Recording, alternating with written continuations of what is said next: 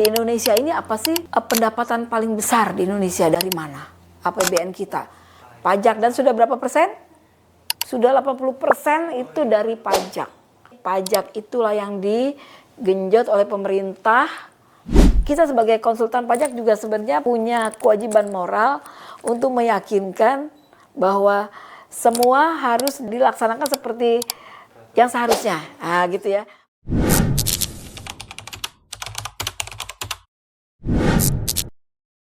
Halo Sobat Pajak, selamat datang di Konteks, Conversation about Tax.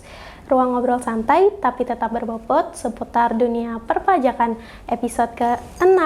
Nah, pada episode kali ini, perkenalkan nama saya Mufidah Afif Awalin dan rekan saya Muhammad Fabil Waskita yang akan menemani kalian pada episode 6 kali ini. Nah, pada episode kali ini kita mau bahas apa sih, Kak? Nah, pada episode 6 kali ini, kita akan membahas tentang teori pajak. Tapi bukan hanya itu nih, kita juga melihat bagaimana dunia perpajakan berjalan di dunia nyata. Mulai dari peluang karir, tantangan, hingga pengalaman para praktisi dan akademisi. Oh iya, pas banget tuh. Kita ini lagi mau bahas pembahasan yang menarik banget. Jadi banyak mahasiswa yang ngerasa dan mulai memikirkan masa depan sejak masa kuliahnya. Wah, udah dipikirin berarti ya, Kak? Iya banget waktu lagi. kuliah ini. Jadi sebenarnya perpajakan itu di bidang perpajakan kerjanya apa sih? Kayak gitu ya, Kak. Nah, terus di sisi lain juga banyak tuh yang menganggap kalau perpajakan itu rumit, terus penuh aturan, sama penuh ketelitian yang tinggi. Nah, karena kerumitan dan keresahan dari beberapa mahasiswa itu, di episode konteks kali ini mau ngebahas topik yang sangat relevan, yaitu karir di dunia pajak, peluang, tantangan, dan realita dengan tema prospek dan dinamika karir di bidang perpajakan bagi generasi muda. Nah, untuk membahas topik yang lebih dalam lagi, hari ini kita kedatangan narasumber yang sangat kompeten dan berpengalaman, baik secara akademik maupun praktik langsung di dunia nyata. Beliau adalah Ibu Dr. Tuti Nuryati SE, MAK, selaku dosen tetap program studi akuntansi Universitas Bhayangkara Jakarta Raya dengan jabatan lektor kepala.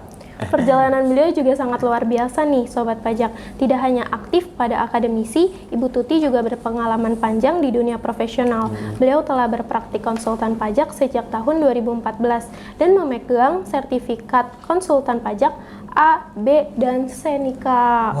Beliau juga merupakan anggota tetap Ikatan Konsultan Pajak Indonesia serta Ikatan Akuntansi Indonesia.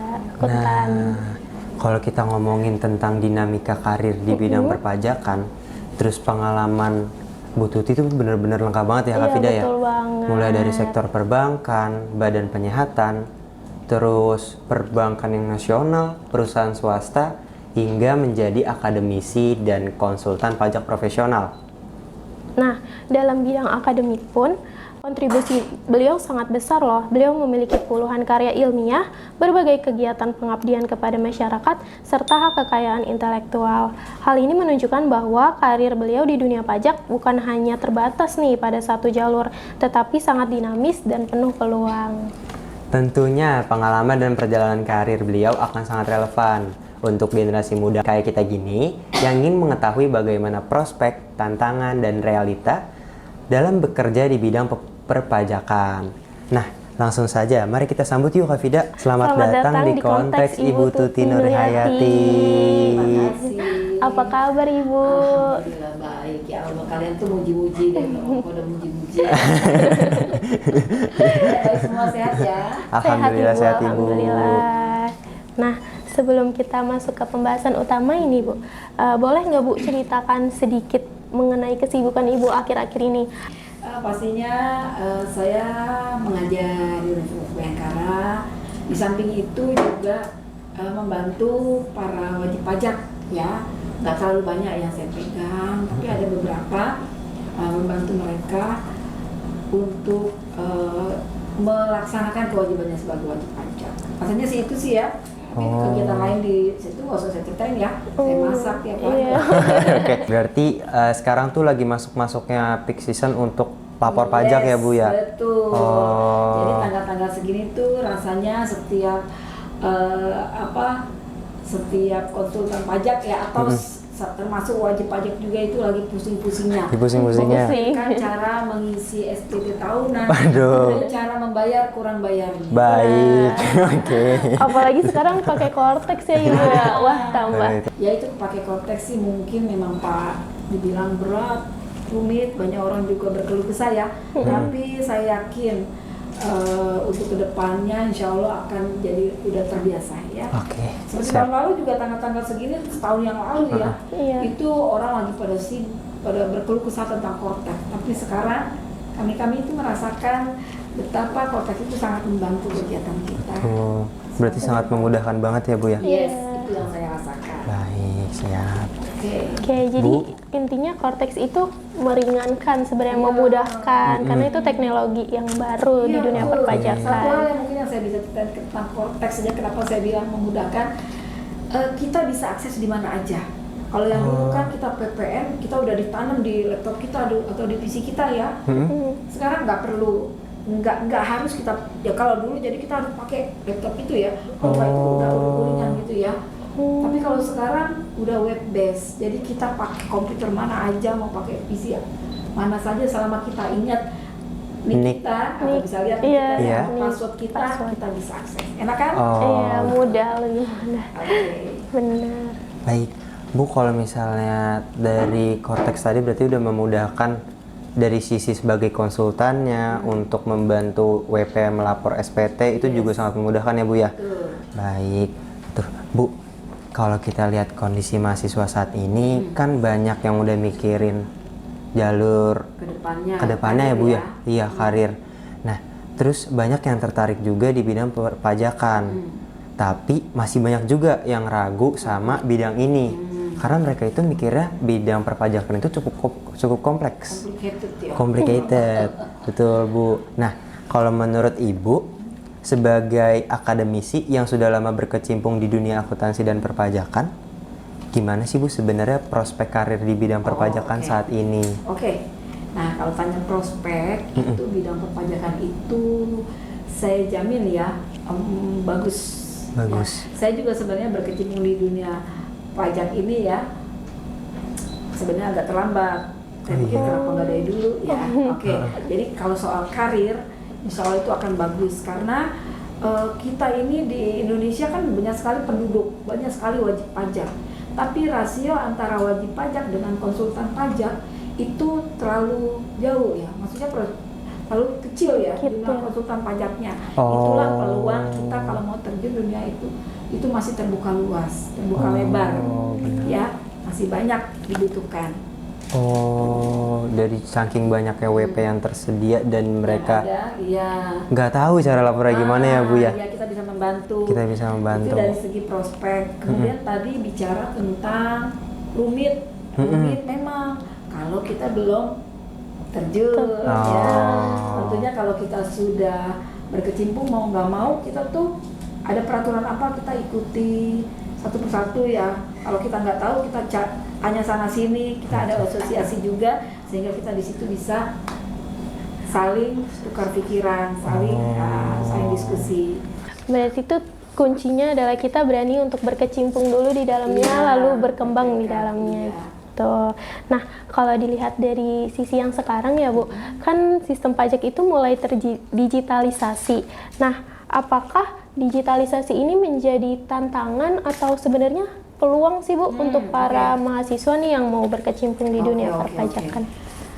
Nah, dari segi mahasiswa nih kayaknya harus kita bedakan ya mahasiswa dengan orang-orang yang sudah seumur saya. Jadi pada dasarnya karena digital ini teman-teman mahasiswa ini yang masih muda belia dia kayaknya lebih gampang untuk menerima ya atau mempelajari tentang kalau bahasa digitalisasi gitu ya atau bahasa-bahasa yang kalau orang-orang udah lanjut usia ini yang udah banyak umurnya yang sudah sering ulang tahun ya. Itu akan menjadi suatu takut gitu ya. Tapi kalau kalian mungkin lebih Mudah untuk beradaptasi. untuk lebih akrab itu mudah sekali. Jadi kalau dari segi digitalisasi dipandang dari sudut anak-anak muda tentunya itu akan sangat nggak jadi masalah, akan sangat membantu. Ya. Kan kalau dilihat dari sisi peluangnya ya Ibu, sebenarnya ada nggak sih Bu tantangannya gitu? Tantangan kalau dari sisi perpajakan itu kalau perpajakan ini bedanya sama misalkan kita belajar di akuntansi keuangan gitu ya. Iya. Aturan-aturan PSK itu kan relatif tetap ya, begitu-begitu saja ya. Paling kalau ada perubahan PSK berapa sih yang berubah gitu ya. Kalau pajak itu sangat dinamis, itu lebih ke regulasi. Dia sangat dinamis. Hari ini aturan seperti ini, besok tuh bisa berubah. Itulah yang merupakan tantangan. Jadi bagaimana kita gercep untuk mengupdate kebaruan-kebaruan dari informasi. Ya, contohnya waktu ada perubahan apa kemarin tahun setelah ada Undang-Undang Cipta Kerja, dulunya tuh dividen itu dikenakan 10%. Gitu, jadi orang-orang tuh nggak pada mau keluarin dividen tapi kena pajak. Nah setelah ada Undang-Undang Cipta Kerja, dividen dibebaskan selama dia diinvestasikan kembali. Nah, kalau dia nggak ngerti, si konsultan pajak ini nggak ngerti atau pelaku pajak itu nggak ngerti, kan dia pikir masih 10% aja. Jadi bagaimana kita mau mengupdate berita. Harus sering-sering update, harus sering baca-baca informasi gitu tantangannya. Betul Bu. Berarti banyak ya Bu yang beberapa WP masih membatasi dirinya buat patuh sama peraturan-peraturan. Banyak sebenarnya banyak sekali yang seperti itu, tapi ingat ya, jangan sampai kita kebablasan karena coba baca koran ya, tahun ini aja ya itu sudah ada konsultan pajak yang bermasalah. Kenapa? Dia melakukan apa? Melakukan suap ya kepada mana? Kepada wajib pajak untuk pajak. membela wajib pajaknya. Katakanlah kasarnya begini. Itu akhirnya si wajib pajak itu kena si konsultan pajak kena juga, kena pidana, ya kan? Karena dia melakukan seperti itu. Kena juga masalah. Nah, itu jangan kebablasan. Jadi kita juga betul-betul harus tahu rambu-rambu ya yang seharusnya seperti apa, yang tidak boleh seperti apa. Seperti kita pelajari di kelas perpajakan ya, ada namanya tax avoidance, ada namanya tax evasion. Nah, tax avoidance itu selama dilakukannya dengan tidak agresif, maksudnya normal saja, itu diperbolehkan. Contohnya apa? Contohnya gampang aja ya buat semua ya. Misalkan kita memberi ini perusahaan ya, perusahaan itu memberi uang makan kepada karyawan. Itu sebagai penambah penghasilan nggak uang makannya itu? Iya. Sebagai penambah. Iya, Bu. Katakanlah 1 bulan dia dapat uang makan berapa? 400.000. Gajinya dia 5 juta. Jadi 5 juta 400. Ya, terkena pajak nggak akhirnya uang makannya itu? Kena dong, karena dia penambah penghasilan. Kena ya. Oke, ini perusahaan pikir daripada kena pajak, saya nggak mau kasih uang makan deh. Saya mau kasih catering aja. Jadi uang makan itu diganti dengan catering, semua dengan catatan semua dari A sampai Z, dari OB sampai direktur semua dapat catering yang sama, itu bebas pajak.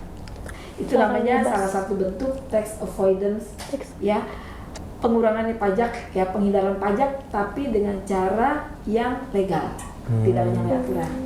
Itu beda dengan tax evasion. Tax evasion gimana? Dia harusnya bayarnya katakanlah SPT tahunan bayarnya 200 juta, tapi dia kecil-kecilin jangan 200 juta. Dibikin sampai cuma 50 juta atau 25 juta dengan cara mengganti akun-akunnya tadinya akunnya diganti jadi apa gitu. Gitu kan ya. Atau mungkin contohnya dia memberi uang kepada pihak lain yang bukan karyawan, yang bukan apa ya, dianggapnya sebagai biaya pembelian bahan baku misalkan, kayak gitu. Itu kan namanya kejahatan ya. Nah, seperti itu. Oke, sudah menjawab tadi ya? Iya, sudah Ibu. Jadi kayak memang rumit, tapi kalau kita pelajari lebih dalam sebenarnya gampang dan tahu kayak gitu. Nah, lanjut mungkin ya Ibu. Boleh. Jadi kan mahasiswa juga sering bertanya-tanya nih Bu, sebenarnya kalau kita ada di dunia perpajakan, ada berbagai bidang nih Bu, mulai dari sektor pemerintah, terus konsultan pajak, dan perusahaan swasta. Nah, menurut Ibu nih, apa sih perbedaan ketiga jalur tersebut Bu? Ya, itu sesuai dengan ini aja, sesuai dengan apa ya pekerjaannya ya. Kalau di pemerintahan otomatis kan dia ya di pemerintah itu seperti apa aturannya, aturan pajak itu kan juga beda ya. Pemerintah dengan perusahaan swasta ya, contohnya dari segi PPN aja, kalau kita melakukan penjualan ya, kalau kerja di perusahaan swasta kan kita membuat PPN, kalau di pemerintah nggak seperti itu ya. Kita mengirimkan untuk pajak ke perusahaan lain, katakanlah misalkan terjadi penjualan. Kalau pemerintah tidak seperti itu, jadi sesuai dengan ada itunya alurnya Bu ya. Iya, ada alurnya dan ada aturan-aturan tersendiri di pemerintah. Nah, kalau di swasta biasa kita bekerja ikuti transaksi perusahaan ya. Nah, kemudian pajaknya juga ini sama dengan kalau kita melakukan kita sebagai konsultan pajak itu sama. Kalau itu bekerja di perusahaan swasta. Ya, tidak beda aturan-aturannya. Cuma kalau memang pemerintah emang beda. Ada beda, ada aturan tersendiri ya, seperti itu. Tapi prinsipnya sama. Kalau kita habis kerja, katakanlah kita tadinya bekerja di suatu perusahaan swasta. Kemudian kita saya udah resign dari ini karena saya mau berdiri sendiri sebagai konsultan pajak. Itu tidak beda, aturannya sama. Gitu Bu. Jadi yang membedakan hanyalah swasta dengan pemerintah, tapi iya. kalau konsultan pajak dia tetap sama dengan aturannya. Iya. Tapi pada prinsipnya sih inilah ya, aturan pajak itu nggak berbeda ya, cuma contohnya aja tadi ya, kalau itu kan tidak dipungut ya, dia ini sendiri. tax avoidance tadi ya. Kalau pemerintah itu dia yang memungut ya Bu ya. Kalau yang swasta itu yang dipungut. Enggak seharus gitu. Kita juga bisa dipungut, kita bisa memungut juga. Tapi kalau pemerintah kan langsung ya. Iya, langsung di pihak sananya juga yang memungut juga ya Bu ya. Gitu. Oke, baik Bu. Nah, selain itu banyak mahasiswa juga Bu yang merasa bahwa apa yang dipelajari di kelas itu kadang kerasa beda Bu sama yang terjadi di dunia kerja. Banyak dari media sosial yang mengeluh bahwa di kuliah aku belajar ini tapi di pekerjaan aku belajar dari nol, katanya gitu Bu. Nah, menurut Ibu sejauh mana materi kuliah yang sebenarnya membantu kita untuk mulai bekerja di bidang perpajakan? Menurut saya sih kalau dibilang beda itu sih enggak juga ya. Di sekolah, di tempat kuliah kita kan belajar apa itu PPA pasal 21, 22, 23, 24 dan seterusnya. Sama, itu nggak beda. Nggak beda ya. Mungkin yang membedakan apa? Kalau di kelas itu mungkin lebih banyak kita teori. Bukan teori aja ya, praktek, tapi mungkin sebatas menghitung. Kalau di tempat kerja kan langsung. Tapi satu hal, kita juga kan ada praktikum.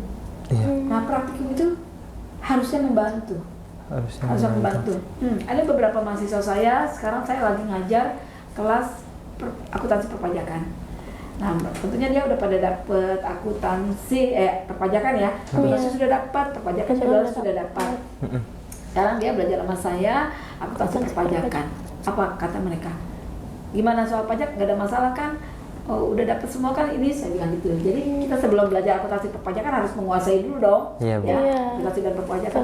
Udah Bu, gimana? Udah relevan kan dengan mata ini apa yang akan kita pelajari ini? Kata mereka apa? Sebenarnya kami lebih banyak terbantu dengan lab. Artinya sebenarnya itu tidak beda. Kalau dibilang tadi beda kok jauh sekali, enggak beda. Selama dia mengikutinya dengan baik.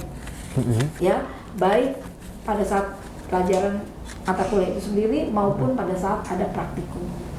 Jadi praktikum itu harus dimanfaatkan dengan baik. Ya, di kelas kita mungkin nggak terlalu banyak belajar tentang SPT, pembuatan SPT, tapi kita diajar bagaimana cara menghitung pajak berutang, kemudian bagaimana bagaimana menghitung PPA 25, bagaimana itu semuanya itu dipelajari. Nah di praktikum itulah kita belajar mengisi SPT. Ya. Secara langsung ya Bu. Ya, nah disitulah. Jadi saya pikir sih kalau dibilang sangat beda sih mungkin tidak ya. Hanya saja mungkin yang beda itu Feel-nya aja kali ya Bu ya. Kemudian satu lagi mungkin kalau kita belajar di kelas kan nggak ada klien, nah ini Iya. kita langsung ada di klien, aduh bagaimana ya? Gitu. Mentalnya Gitu ya. mungkin. Nggak usah. Mentalnya. Jadi kita don't worry. Dan worry be happy. Gitu ya. Ya baik Bu. Berarti kalau untuk yang orang bilang apa yang dipelajaran di kuliah sama apa yang terjadi di pekerjaan itu beda, ternyata enggak kok ya Bu ya. Enggak. Kalau misalnya mahasiswa itu tetap disiplin pada saat mereka kuliah, dia belajar, dia mendengarkan dosen, mengikuti praktikum yang direkomendasikan. Oke, berarti buat teman-teman yang mau jadi konsultan pajak dan takut apa yang nanti dipelajarin di kuliah dan apa yang terjadi di pekerjaan itu beda, ternyata enggak kok ya Bu ya. Yang penting kita harus tetap disiplin, kita harus tetap belajar apa yang diajarin sama dosen, apa yang diberikan materi oleh dosen, kita harus tetap update itu terus ya Bu ya. Iya. Oh gitu. Paling bukan mata kuliah perpajakan aja ya. Yang semuanya. Semuanya sih. Sama kuliah. Paling satu ya Kak Fabili Bu, mungkin mental lebih disiapkan karena kan kerja nih beda karena kalau iya, belajar benar kita banget. cuman belajar, kalau udah kerja Tapi kita kalau nggak bisa dikasih nilainya jelek. Iya. kalau kerja Tapi kan kalau mental menghadapi kita orang kan sudah beda iya, lagi. apalagi Gen Z nih. Apalagi gadget. Gampang terombang-ambing mentalnya. Aduh, oke. Berarti cukup yang dikhawatirkan itu disiplin atas apa yang dilakukan pada saat kuliah dan mental yang harus disiapkan ya Bu ya. Terakhir ini Bu, pertanyaan terakhir. Ketika banyak nih mahasiswa yang lulus dari konsentrasi perpajakan, berarti kan mereka fresh graduate ya Ibu, dan mereka tuh kayak takut gitu Bu, fresh graduate belum berpengalaman gimana nih kerjanya gitu. Apakah yang harus mereka lakukan ataukah harus berpengalaman dulu di magang atau gimana? Karena banyak nih Bu persyaratan kerja yang minimal berpengalaman 1 tahun padahal kita baru fresh graduate Bu. Bagaimana Jadi cara gimana? memenuhinya ya Bu ya? Oke. Mungkin secara ini tadi sudah disinggung di awal ya, Iya. bahwa ya nomor 1 kita ya nilainya jangan jelek lah ya, Iya, karena kita tertarik perpajakan, paling tidak di perpajakan dan akuntansi itu jangan jelek ya. Mata kuliah yang lain boleh jelek nggak? Jangan juga sih. Oke. Kan kalau IP. Iya. Oke. Itu apa namanya? Lulus Iya, dengan fresh nilai baik. graduate. Nah, kemudian itu dia tadi yang sudah saya sampaikan juga, kita mungkin menambah mendampingi ijazah kita, briefing. Ya. Kemudian juga magang ya. Melihat dari kondisi tersebut ya, dari yang kita harus mulai dari brevet A, B, C gitu. Apakah bisa dikatakan bahwa karir di bidang perpajakan ini masih relevan dan dibutuhkan di masa yang akan mendatang nih Bu? Apakah masih berlaku kah Bu? Oh iya, tentu. Karena kalian tahu sendiri di Indonesia ini apa sih pendapatan paling besar di Indonesia dari mana? APBN kita. Pajak, dan sudah berapa persen? Sudah 80% itu dari pajak. Kalau dulu zaman saya kecil tahun 70-an gitu ya, dari minyak. Kita eksportir minyak. Sekarang tidak, kita impor minyak ya. Tapi pajak itulah yang digenjot oleh pemerintah. Jadi dari situ aja kita sudah lihat bahwa pajak merupakan kayaknya nggak ada habisnya, terus-terusan diperlukan, tentunya konsultan pajaknya juga diperlukan. Tapi aku ada mau nanya lagi. Kalau misalnya kita udah punya sertifikasi brevet A dan B, terus kita udah ambil ujian USKP. USKP-nya baru sampai A nih Bu. Oke. Tapi pas kita Brevetnya tadi AB udah dapat. AB. Tapi sertifikatnya A. Oke. Tapi pas kita coba melamar, emang agak susah nih Bu untuk kita mendapat pekerjaan. Tapi untuk orang yang seperti itu kan jarang ya Bu. Jarang maksudnya gimana nih, maaf? Jarang yang mengalami kayak walaupun dia udah punya sertifikat brevet, udah punya sertifikat ujian, tapi kok Masih belum dapat kerjaan gitu. Iya, masih belum Oh, dapat kerjaan. Nah, itu oke. biasanya apa sih Bu kendalanya dan apa yang perlu Oke. kita hindarin supaya Oh, kita nggak iya, masuk iya, iya. lingkaran itu juga. Oh iya. Iya, sebenarnya itu balik lagi ya, kalau soal itu saya jawabnya paling bisanya dengan belum belum rezeki, ya kan? Banyak nih orang-orang juga yang pinter-pinter tapi masih belum dapat rezeki, itu ya. Pertanyaan tadi seperti itu sebenarnya cuma, insya Allah cuma masalah waktu ya. Masalah waktu, masih belum ada yang, ya belum ada yang nyangkut lah. Iya. Berarti dari sertifikat ujian tetap pawangnya itu ada di Tuhan ya Bu ya? Iya, pasti. Baik. Oh, baik Bu. Selain membahas peluang kerja yang tadi kita udah bahas cukup jauh, tentu mahasiswa juga pengen tahu Bu, realita bekerja di dunia perpajakan. Seringkali kita dengar bahwa pekerjaan di bidang pajak membutuhkan keahlian yang tinggi dan tanggung jawab yang besar. Menurut Ibu seperti apa sebenarnya realita bekerja di dunia pajak itu? Oke. Nah, yang banyak terjadi kalau bicara pajak, kira-kira sebagai wajib pajak ya, kita maunya bayarnya lebih banyak, bayar pajaknya tinggi atau rendah ya? Rendah Bu. Yes. Tapi pemerintah maunya penerimanya tinggi atau rendah? Tinggi Bu. Nah, itulah yang menjadi gap, jadi isu bahwa kita punya kepentingan yang berbeda dengan kita sebagai wajib pajak ya, mempunyai kepentingan yang bertolak belakang dengan DJP, dengan pemerintah lah ya. Nah, tentunya dengan keinginan kita untuk bayar pajak yang rendah, serendah mungkin lah gitu ya. Kita sebagai konsultan pajak juga sebenarnya punya kewajiban moral untuk meyakinkan bahwa semua harus dilaksanakan seperti yang seharusnya, gitu ya. Banyak sekali dalam prakteknya juga ya. Bu, saya diatur aja deh Bu, pokoknya saya nggak mau bayar pajak tinggi-tinggi banyak, gitu ya. Bukan ke saya aja, maksudnya banyak seperti itu. Normalnya kan seperti itu ya. Tapi kita juga terkadang ada sisi-sisi yang kita nggak boleh saklek gitu ya, ke wajib pajak. Kadang-kadang ada orang yang datang gitu ya, Bu, saya belum pernah lapor pajak Bu, tapi saya mau lapor pajak, gimana Bu? Nah itu kan orang baru ya, jadi kita juga mungkin nggak bisa langsung, oh Ibu harus begini Bu, karena Ibu begini ini. Mungkin dia bilang, ya udah deh kalau gitu saya nggak usah bayar pajak aja deh. Nah takutnya seperti itu ya.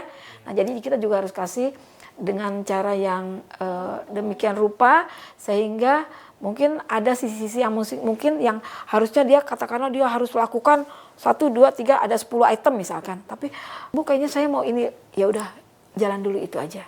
Itu sebagai bentuk edukasi kita. Nanti tahun depan mungkin dia masih jadi klien kita. Yang tadi 10 itu dia udah jalankan 5 ya. Bu saya nggak mau kalau kayak gini saya mendingan nggak usah lapor aja. Mendingan kayak kemarin saya juga nggak pernah diperiksa kok. Ada yang kayak gitu. Yang 5 oke, kita kasih toleransi gitu. Nanti tahun depannya masih jadi klien kita, mungkin kita tambah lagi 2. Jadi 7 yang sudah dilakukan. Pelan-pelan itulah tugas kita sebagai konsultan pajak ya. Jadi kita sebagai penyeimbang juga ya. Nah, kita berpikir bahwa daripada dia tidak melaporkan kewajibannya, mendingan dapat walaupun nggak semuanya dulu. Nah itu banyak yang dilakukan seperti itu. Tapi tetap saja kita harus edukasi bahwa ini Bu boleh, tapi nanti akan ada risiko, mungkin akan ada risiko seperti ini. Nanti pelan-pelan Bu ya kita akan ini berbaiki. Ya deh Bu nanti tahun depan aja, terkadang seperti itu. Jadi kita win-win solution. Gitu. Ya banyak sebenarnya banyak sekali yang seperti itu. Tapi ingat ya, magang itu sangat membantu dalam ini kita, portofolio kita gitu ya. Tuh. Jadi fresh graduate itu sebenarnya nggak ada hambatannya ya Bu? Iya nggak ada. Iya. Bisa berkembang terus. Iya. Kita bahwa kita tuh mampu. Betul. Satu lagi ya mungkin yang perlu saya tambahkan, yang saya sering dengung-dengungkan juga kalau pada saat ngajar. Pada saat kita pertama kerja, kita harus nothing tulus. Jangan saya mau gaji saya besar, kan saya udah punya privat misalkan. Kan saya juga ini nilai saya tinggi, saya mau gaji saya besar. Jangan. Ya, jangan. cari dulu pekerjaan kalau bisa sih di tempat yang dimana kita tertarik untuk berkecimpung, katakanlah di KKP, di KAP juga boleh ya, di situ. Kita bekerja terus, kita jangan terlalu berambisi untuk segera wah gitu ya, segera cus maunya langsungnya gajinya gede ya, semua orang juga sebenarnya mau seperti itu. Tapi jangan, cari dulu pengalaman. Kerja biasanya kerja di KKP, di KAP, maaf ya, nggak terlalu besar. Kecuali kalau kita bekerjanya di udah yang KKP atau KAP yang udah kelas kakap, itu lain cerita ya. Tapi itu juga tesnya kan susah sekali ya, susah sekali. Tapi jadi kita cari pengalaman dulu. Kerjanya di KKP kecil atau KAP kecil nggak ada masalah. Gaji awal kadarnya nggak masalah. Kerjalah 1 tahun, 2 tahun itu sudah merupakan suatu modal besar buat kita. Ya kan? Kita banyak banget belajar. Banyak banget pengalaman. Itu kalau udah di KKP, KAP ya, kalau yang mau jadi auditor di KAP itu belajar A sampai Z dia dapat. KKP juga begitu, dari A sampai Z dia akan belajar. Berarti program relawan pajak ini juga sangat penting. Oh iya dong, di sini kan kalian kan belajar ya. Vida juga sudah belajar di jadi relawan kemarin ya. Nah, Fabil juga udah dapat kesempatan. Udah Bu. Udah dapat ilmu kan? Aku dapat gimana caranya lapor SPTOP. Diajarin sama Oke, iya. Gitu. Bagaimana caranya kalau lebih bayar? Nah, tadi ya. Nah, seperti itu. Itu adalah modal penting buat kita. Itu juga sebagai portofolio kita pada saat nanti teman-teman pada mau daftar lamaran ya. Ya, kita sebutkan jadi relawan pajak. Pernah di sini, ini di sini. Itu pasti akan menjadi nilai lebih dari teman-teman yang tidak mengambil kesempatan gitu. Baik, dari perbincangan kita hari ini, kita tuh lihat bahwa dunia perpajakan memiliki tantangannya tersendiri. Nah, tapi dia juga menawarkan peluang yang sangat besar bagi generasi muda. Nah, kalau menurut Kak Vida ini gimana nih tentang dunia perpajakan untuk teman-teman yang mau berkecimpung di bidang ini? Kalau menurut aku sih ya guys, jadi itu kalau dunia perpajakan sebenarnya luas dan rumit, tapi setelah berbincang-bincang dengan Ibu Tuti, ternyata kalau kita pelajari dengan baik dan bertahap secara pelan-pelan, itu juga akan bisa berkarir di dunia perpajakan nanti. Gitu. Jadi mungkin dari pelajaran yang bisa diambil hari ini, kata Bu Tuti, dari perlahan, dari yang kecil, mungkin relawan pajak ini bisa menjadi suatu modal kecil buat ya, kita betul. berkarir. Karena memang kalau jadi relawan pajak seperti itu, kita bisa menghadapi wajib pajaknya secara langsung, bukan hanya teori saja gitu sih Kak. Kalau menurut aku 1/10 feeling apa yang dirasakan oleh konsultan pajak mungkin. Iya betul. WP yang diminta untuk Mas ini gimana ya? Oh saya kurang bayar gitu ya. Jadi kita udah belajar bagaimana cara menanggapi WP yang memiliki permintaan, namun kita tetap untuk mengarahkan bagaimana yang seharusnya dilakukan gitu. Sebelum kita menutup episode konteks hari ini, mungkin Ibu bisa nyampein pesan atau saran untuk mahasiswa atau fresh graduate yang lagi nyiapin karir di bidang perpajakan ya Bu. Selain dari sertifikasi brevet AB, ujian UHSP, terus apalagi nih Bu yang sekiranya sangat penting dan sebagai kunci untuk generasi muda menjadi konsultan pajak yang sukses. Ya sebenarnya tadi sudah menjawab juga ya, sudah rangkumannya ya ini ya. Untuk para fresh graduate nggak usah khawatir ya. Ada tahapan-tahapan yang harus kita lalui, jalankan itu. Kemudian kita perbanyak portofolio kita ya, pengalaman kita dari segi pendidikan, kemudian dari segi pengalaman, contohnya pengalaman magang, pengalaman relawan pajak, kemudian sertifikat ya, penampil ijazah itu sertifikat brevet ya, sertifikat brevet AB dulu lah ya. Nah itu sudah cukup baik ya, sudah cukup rasanya ya untuk para fresh graduate ya. Tinggal kita berdoa. Berdoa semoga kita segera mendapatkan pekerjaan yang baik sesuai dengan passion kita di situ ya. Kalau memang saat ini mungkin teman-teman yang sudah lulus, saya sudah lakukan ini semua Bu tapi belum dapat juga, ya itu yang tadi kita sampaikan. Masih ada sedikit waktu buat kita bersabar ya, tapi tetap tidak boleh, kalau orang Jawa bilang nggak boleh ngelokro ya, nggak boleh jadi patah semangat. Tetap kita harus semangat ya, punya punya keyakinan bahwa cuma waktu saja aku bisa, cuma waktu saja yang belum saat ini, gitu aja sih ya. Oke. Judul lagu Kak, orangnya tepat tapi waktunya nggak tepat.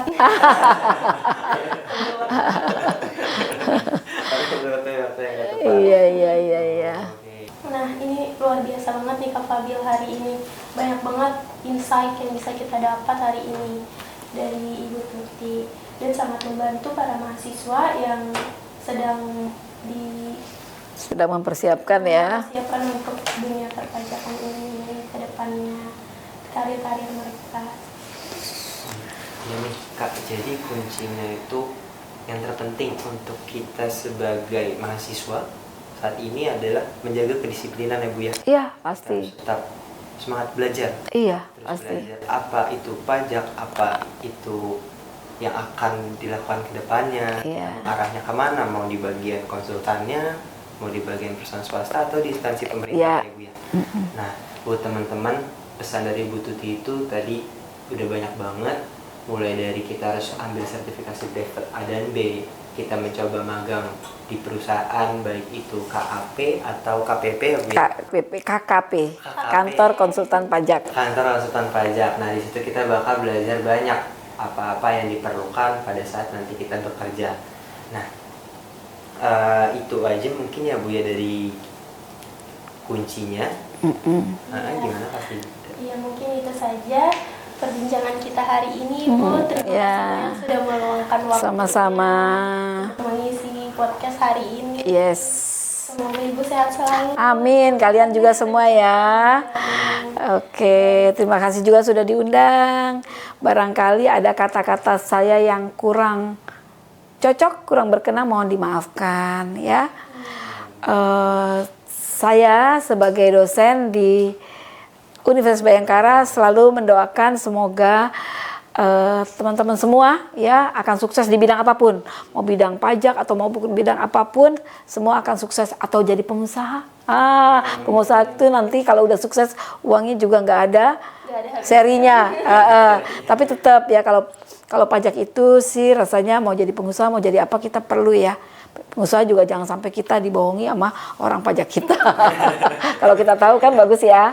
Gitu, sukses semua buat mahasiswa, adik-adik mahasiswa semua.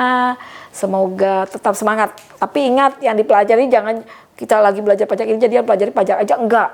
Harus semua ya, komprehensif. Penting semangat.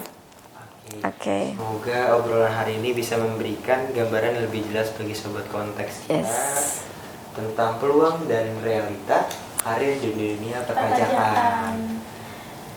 Oke, betul banget nih Kak. Nah, terima kasih buat sobat pajak semua yang sudah menonton episode konteks kali ini. Semoga bermanfaat dan berharga buat kalian semua. Jangan lupa di like, comment, and Subscribe channel YouTube Pak Center dan follow sosial media agar tidak ketinggalan informasi berikutnya. Sip. mohon maaf atas kekeliruan dan kesalahan dalam penyampaian konteks pada hari ini. Saya Mufidah Afif Awalin selaku host dan saya Muhammad Fabil Waskita. Terima kasih sudah mendengarkan episode konteks kali ini. Sampai jumpa di episode-episode konteks berikutnya. Dadah.